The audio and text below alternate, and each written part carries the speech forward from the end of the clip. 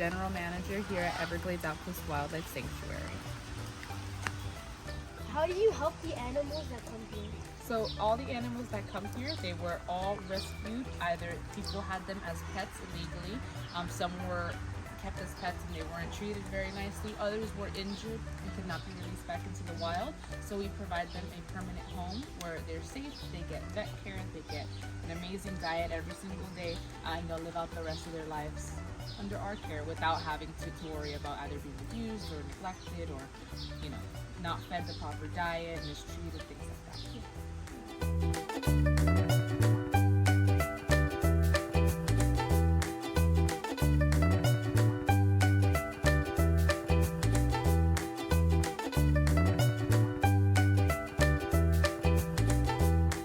What do you do to take care of the animals that are hurt or sick? So the animals that are hurt or sick, for the most part, are rehabilitation patients. So when they come in, based off what they have, if they have a physical injury, we will take them to the vet immediately. And if they need medicine, we'll pay for the medicine. If they need x-rays, we'll get x-rays and all that fun stuff. If an animal comes in and is showing signs of being sickly, we have kind of like a basic routine that we try. We make sure that they're hydrated. Sometimes animals come in and they look sick, but they're really just dehydrated. Either they were just a baby that lost their mom and they haven't have access to milk or to water, so we'll make sure that they get their fluids. We weigh them, we see if they're underweight or not, and then we start trying to nurse them back to health. So giving them, medication. If they need antibiotics, we'll take them to the vet to get antibiotics. We'll make sure that they're eating on a regular basis, that they're nice, warm, dry, and then we go from there. If they need any continued care, we just, as we start to see things on them, whether it's an injury or a condition, we continue to take them to the vet, and whatever our vet says is what we do.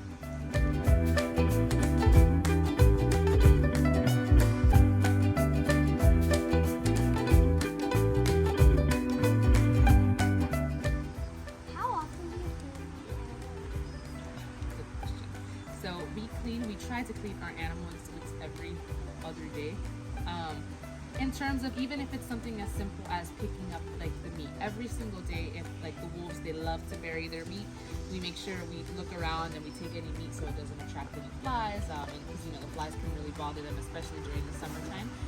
Our smaller animals, we make sure to get any fruits or vegetables that they may have dropped out. But deep cleanings, we try to come in here at least 3 times a week, 4 times a week, and really take things out, dig some of their poop out, put fresh mulch, make sure everyone's water bowls are scrubbed nice and clean, hose off their platforms, things like that.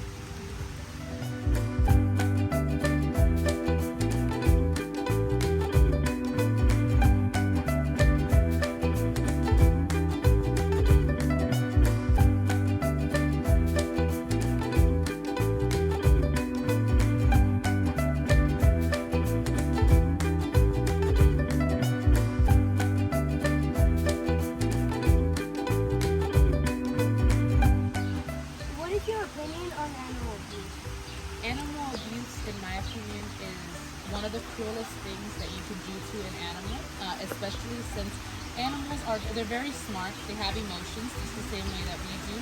They feel pain. And so it's just something that is unnecessary, and there's other ways to treat animals, and there's other things you can do rather than buy an animal to abuse. Your money, you can buy a car. You don't need to buy an animal.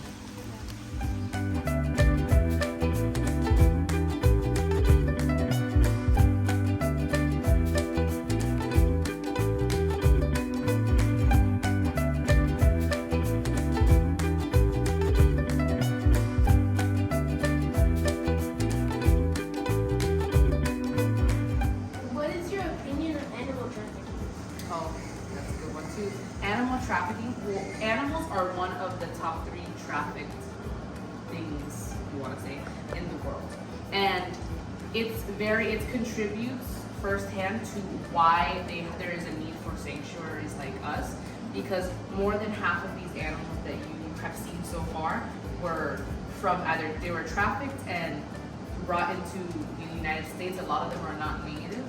So they're bringing some of them back in the day. They were doing a lot of taking them out of the wild and bringing them to the United States. After that, it became illegal. They're very strict on it. So now what they do is the ones that they brought from the wild, they do a lot of overbreeding and and they're sending them everywhere. So there are tigers in Florida, there are, you know, Japanese snow macaques in Florida, and they're not supposed to be here. So that is definitely one of the biggest threats that wildlife face in general, aside from, you know, human development, people, you know, building and doing construction. So. How do you name the animals first? So it's different with every single animal based off not only like their personalities, but as well as the species. So for the most part, a way to gain trust with almost every single animal is based on food. If you have food and you are constantly giving them food, they automatically kind of, you know, they're more inclined to going towards you. So for example, with our wolves and our mammals, they're more, how do I say, like compassionate. They show compassion more than, say, you know, a snake or an alligator. So them, it's a lot more spending time with them. They, you know, the wolves, they like affection, and it's also not crossing their boundaries. So if, for example, our wolves, two of them they're very skittish. They don't trust people. So if they seem uncomfortable, or if I approach them and they seem a little bit, you know, weary of me coming near them, I automatically understand and I just walk away. So I give them the chance, I let them know that I respect their boundaries, and with that, they start to gain my trust little by little, because they know that I'm not there to make them uncomfortable. Now the reptiles, it's only food-based.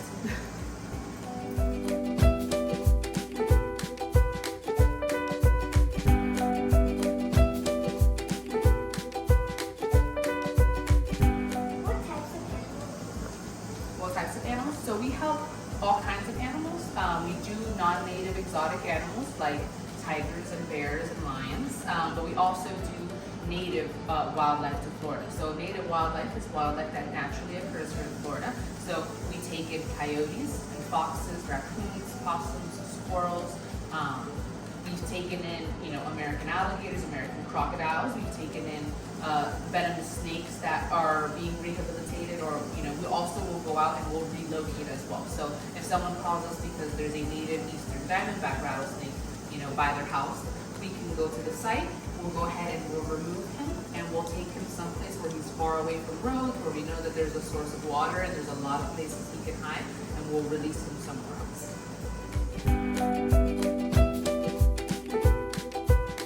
How did you rescue the animals that were here? So all the animals that were rescued, they were all confiscated.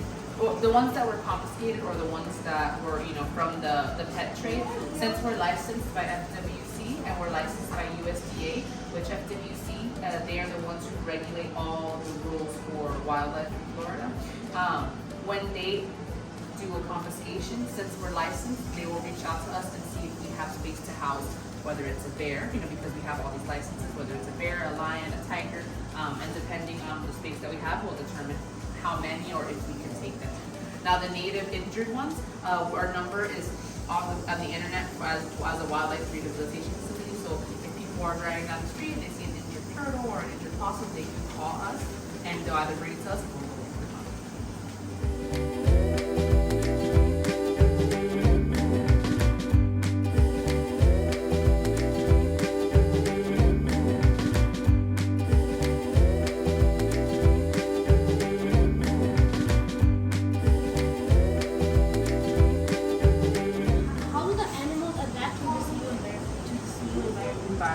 So it depends again on the individual. We have some animals that they came from a place where they were in a small cage all their life, like a small carrier. Some of them adapt in the sense that, you know, they still feel like they're in a small cage, even though a prime example would be we had a tiger. She passed away 2 years ago, but she had been here her entire life. She was here when she was 5 months old, and she passed away when she was going to be 22. But she was kept in a small cage in which calls for her to rub. She would rub her face on the chain, on the cage, on the sides of the cage, and she lost all the hair. Her name was Chibi, and even though she was in a huge habitat here, she would still come up and she would rub her face on the sides of the cage anyways. But some of them, for the most part, do adapt well here because of the fact that a lot of them were in captivity for their entire life. You do have some animals that do not like people and do not, they do not go in with them, and they are dangerous. And you have other ones that are very social. So it kind of just depends on the individual and depends on the circumstances that they were rescued from.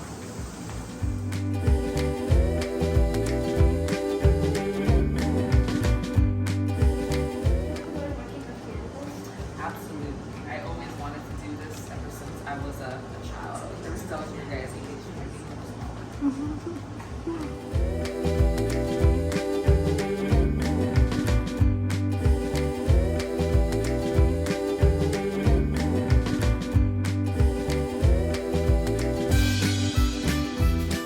What would you say to people trying to help them?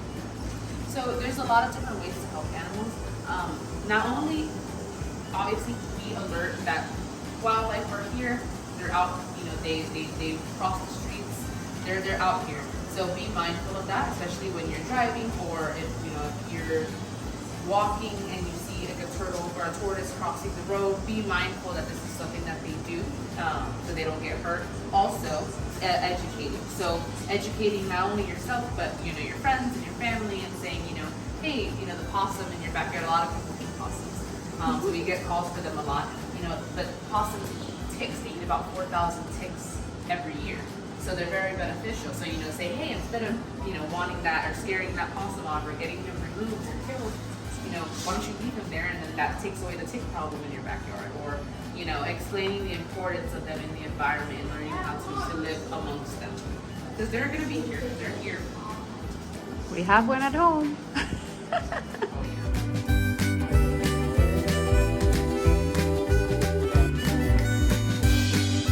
How long do the animals live here on average? So on average, they'll live, depending on the species again, their entire life. So the longest one, for example, we have our bear who passed away. He passed away going on a year and a half ago. He was here since he was 1 year old, and he passed away, and he was going to turn 33. He was here for over 30 years. Our camel has been here for 18 years. Our lemur, we have a lemur, his name is Kenya. He's missing all his teeth because the people who owned him removed all his teeth, so he wouldn't be able to bite them. He was rescued in the late 1980s. Wow. And he's 43 years old. And that is very old for a common brown lemur. So it's dependent on them, like in terms of how long they live years-wise, but they will be here for their entire life, for the rest of their life when they're brought in.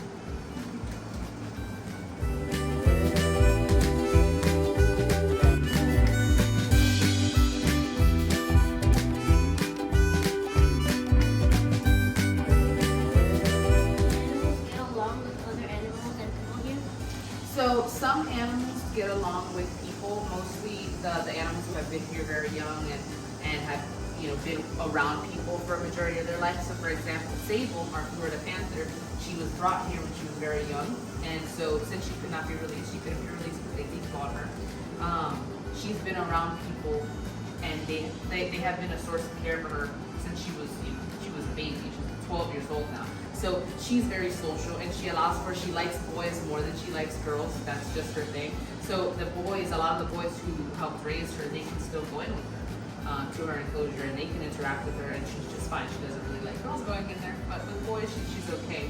And as far as other animals go, it's dependent on the species. So like obviously, alligators we'll have multiple alligators that live together. Every now and then we get an alligator in who it's their personality. They don't really get along with any other alligator, so they will be housed by themselves. We have an alligator named Splitjaw who's housed by himself because he doesn't get along with any other alligators. But like we have foxes, and our foxes live together, and they're fine. Our monkeys live together. All of our goats live together, and they're fine. Our tortoises, well, some of our tortoises. One of them we have to separate. But for the most part, as far as animals go, it's definitely species specific. As well, alligators had snakes housed with other snakes, like same species. But like as far as putting like the snake in the rabbit enclosure, it's not gonna work out.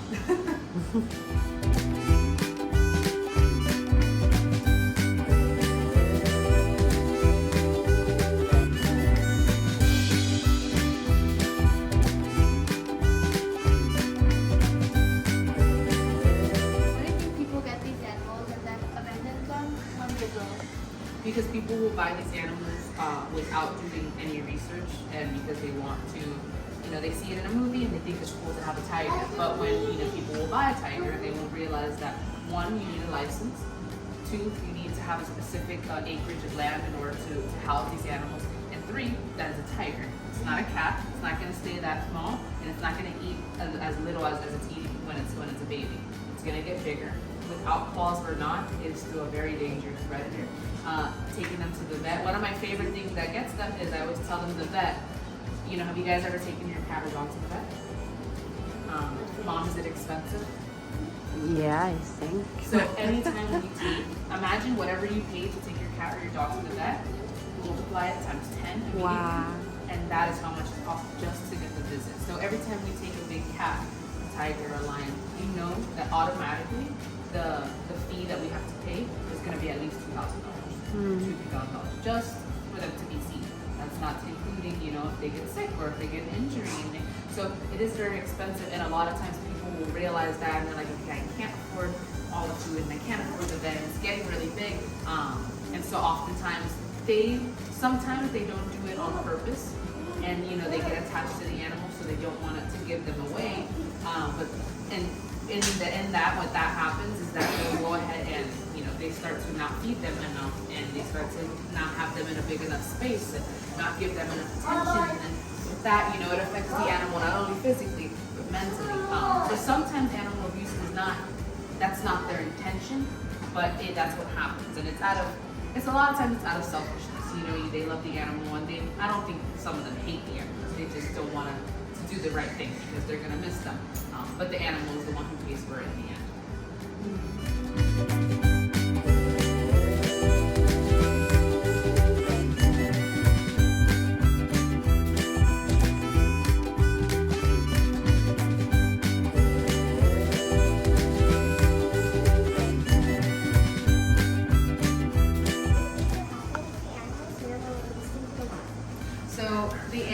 If they were released into the wild, there's a lot of things that would come into play that would cause a problem. So the first one is that since they were all, for the most part, captive bred or captive braves, they are used to people. So they don't find fear, they're not fearful of people, they don't find them scary, they are not afraid to approach them. So that would pose a threat to them off the bat. Another thing is that a lot of them have never had to hunt. They've never had to hunt, they've never had to, they don't know what it's like to survive and hunt food.